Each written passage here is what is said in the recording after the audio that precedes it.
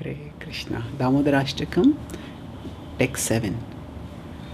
Kuberatmajau baddhau murtyaiva yadvad tvaya mochito bhakti bhajau kritau cha tatha prema bhaktim swakam me prayacha namokshe graho me sti damodareha.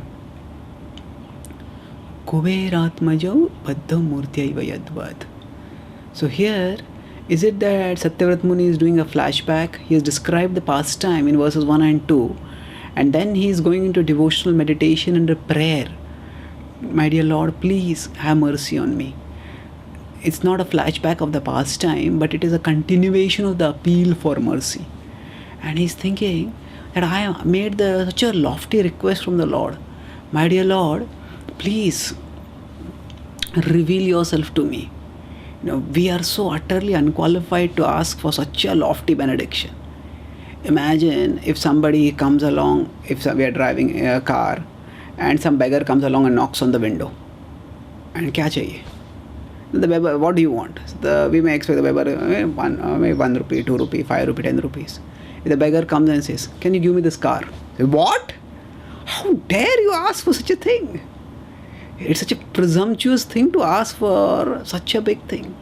So that is nothing. A beggar asking a car owner for a car is nothing as compared to a seeker asking the Lord to reveal himself. Why? Because when the Lord reveals himself, that revelation and the benediction is lasts for all of eternity. And the Bhagavatam describes muktim dadati karichit nasma bhakti yogam, that the Lord gives you mukti but doesn't give bhakti so easily. Why? Because when the Lord gives bhakti, he gives himself and he becomes a servant of the devotee. And he wants the devotee to have love. And only when there is love, then there can be this pure servitorship, where the Lord is ready to serve the devotee and do anything for the devotee, and the devotee is ready to serve the Lord and do anything for the Lord. But in this process, neither wants to take anything from anyone. So to gain entry into that pure world of love, we need purity. And unless we have that, it's very difficult to enter that level. So it's a presumptuous claim at one level. It's a presumptuous request. So he's remembering, my dear Lord, yes, you have given mercy in the past to the unqualified also. Just as you have given mercy in the past, please give me the mercy also. So what is the past example he's citing? Kuberatmajau baddhau murtyaiva yadvad. So in the past, they were the sons of Kubera. So they had Nalakuvera and Manigriv, and they had become infatuated by their wealth, and they were behaving inappropriately, because of which Narad Muni cursed them. Actually, Narad Muni blessed them. So if they had lived as Nalakuvera and Manigriv, they might have lived in material opulence, but they would have never got the fortune of such intimate proximity to the Lord. They would not have been able to see the Lord's pastimes as they were able to when they became they became the trees in the Yamalarjun trees in Nanda Maharaj's courtyard. And they would not have been liberated from those bodies and reinstated in their eternal spiritual positions. So he says that what happened? He says, just as you blessed them. How did you bless them? He says, Kuber Atmajau, the Atmaja, the sons of Kubera. Now Kubera is also a devotee, not necessarily pure devotee, but exalted devotee. He's one of the Lokpalas, a very responsible authority in the universal administration. Kuber Atmajau Baddhau Murtyaiva Yadvad, Murtyaiva Yadvad, Tvaya Mochitau Bhakti Bhajau Kritau cha. So, although you were Baddhau, you were bound, you liberated those who were bound. Normally, we may see in some investigative or crime fiction movie, some criminal, some investigator is bound up. And when a person is bound, at best what the person can do is somehow find some knife, find something to rub, and at the best unbind oneself. But when somebody is bound, it's almost impossible to unbind anyone else. He says, my dear Lord, you were bound to a mortar, but while being bound, you freed Nalakuvera and Manigriva, and not just freed them from some small bondage, you freed them from the greatest and the worst of all bondages, that is the bondage of material existence. And most amazingly, you stayed bound on.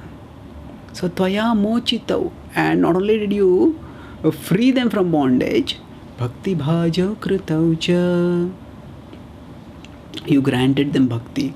Actually, Sanatana Goswami says, from the point when Narad Muni cast his merciful glance on Nalakwar Manigriv, from that point onwards, he through his glance and through his prayer and through his arrangement gave them the seed of bhakti. And further, when they kept beholding the beautiful childhood pastimes of Krishna, that bhakti grew further and further.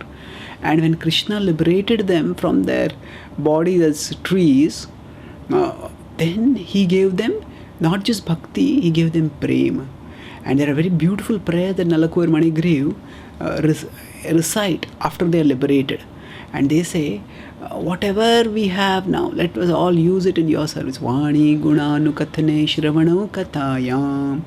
Let our speech be used to speak about your glories. Let our ears be used to hear about your pastimes. Let our hands be used to do seva to you. Hastaucha karmasu tatpadayorna. So they describe, this is just one of the many prayers, but the point is those prayers reveal that their hearts is blossomed with pure bhakti, with love.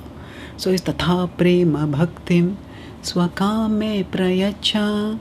So just as in the past, you gave mercy even to the unqualified. So you gave darshan to them, and not only did you give darshan to Nalakwar Manigriv, even when they were not qualified, but for so many years they could display your pastimes, and then you liberated them also. And the supreme liberation is liberation into love. Generally people think of liberation as liberation from, but real liberation is not liberation from, but liberation to. In liberation, what we are freed from is not as important as what we are freed to. If a person is alcoholic, and a person goes into jail because of having drunk too much alcohol and done some violence or committed some crime or done some drunken driving, then that person is in jail. Even if the person becomes released from jail afterwards, if the alcoholism is still there, then the person is not free. Again, the shackles of alcohol will bind the person and keep that person in suffering. So what we are liberated from is not as important as what we are liberated to. So yes, if somebody is in jail, it's good to come out of the jail. But more important is that one has to come out of the shackles of material desires and material addictions that bind all of us. Asha pasha shatair baddha. That's why when Haridas Thakur was taken to the jail by the Qazi and the other Muslim authorities, and he saw all the jail inmates over there, and what did he tell them? Stay as you are. All of them were hoping that by Haridas Thakur's mercy will be liberated from the jail. And when he says stay as you are, they were horrified. He says, are you telling us that we should stay forever in jail? He said, no, what I'm saying is right now you are having a very devotional and prayerful and receptive and eager disposition towards Krishna and his devotees. Lifelong may you have this disposition. So that is what the blessing is most desirable. If we have a prayerful, devotional disposition, whatever be our external situation, we'll be happy. So in liberation, the jnanis focus on more on the material world is miserable. Material world is miserable. I want to get out of it. I want to get out of it. I want to get out of it. But the devotee's focus is not so much on what I want to get out of, but what I want to get into. I want to get into Krishna's world of love. And that is most important. If we can serve Krishna and enter into Krishna's world of love here itself, then even if the miseries of material existence continue, it doesn't matter. So that's why I say, what do I want?